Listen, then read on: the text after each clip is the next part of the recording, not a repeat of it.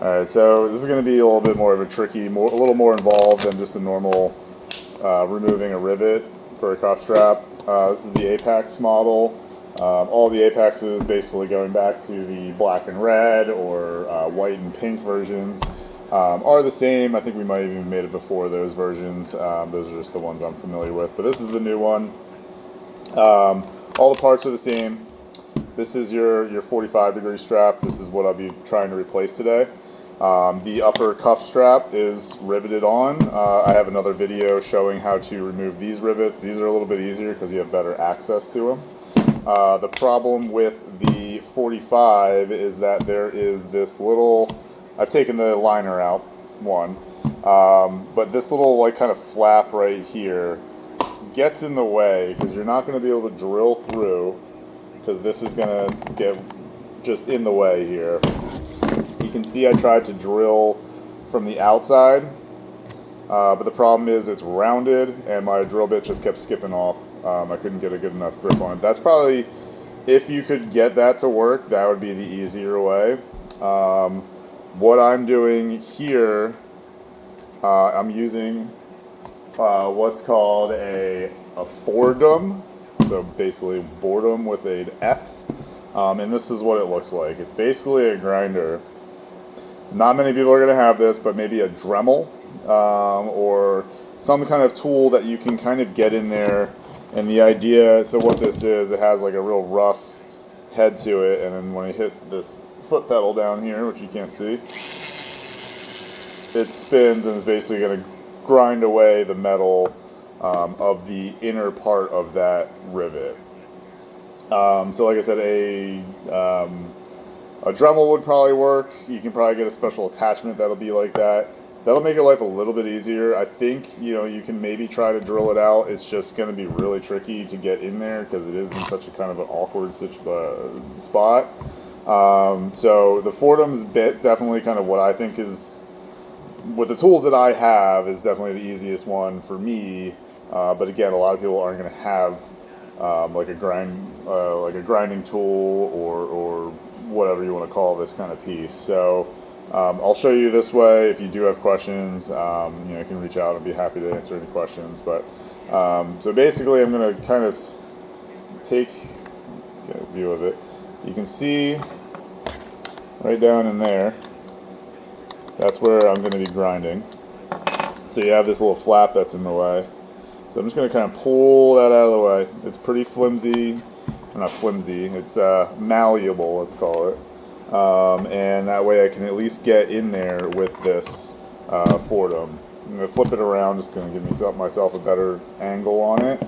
But again, this is just, the idea is that I'll be grinding this down. You might end up scraping up a little bit of this plastic in here. It's not the end of the world, just don't go too hard that you're going to actually rip that plastic out.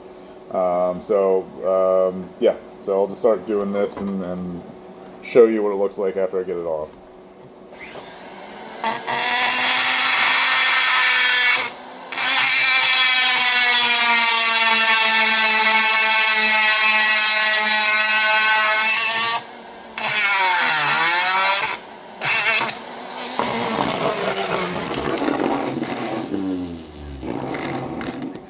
So, kind of started to break it. There it goes. So, I did pretty gingerly. I didn't get any scratches on the plastic here. It's hard to see in the picture, but you can see like there's the hole there. That's what it's going to mount through. So I'm going to pause the video here, go grab some hardware, and explain how to put that back on. Okay, so we're done with the drill. Put that away. And then the only thing you're going to need, and this will come with your parts, would be what's called a T-nut. Sorry, I'm trying to hold this so you can see it in a little better light. You can see I got it on the end of the drill there. This is called a T-nut. This piece right here. You can see there's a little like teeth on there, and what it does is it grips into the plastic. So the screw which is just a normal little screw. It's a little tiny. I'm not sure exactly what the dimensions of it are, but when the screw threads into it, it will pull those teeth into the plastic and give that something to grip on and the screw to turn again. So to get that back and installed, all you're going to need is a Phillips head screwdriver, because that's what the screw head is. You're just going to put the screw head through there, and then this T-nut is going to go on the inside here.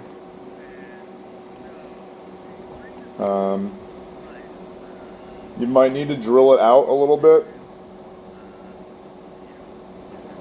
Sorry. So the hole's a little bit too small to fit this T-nut through it.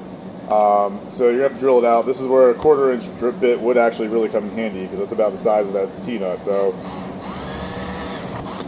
that's it. Just kind of widen that hole out a little bit more. And now that T-nut should fit right in there, which it does. Perfect. I'm actually using this flap here to kind of hold it in place.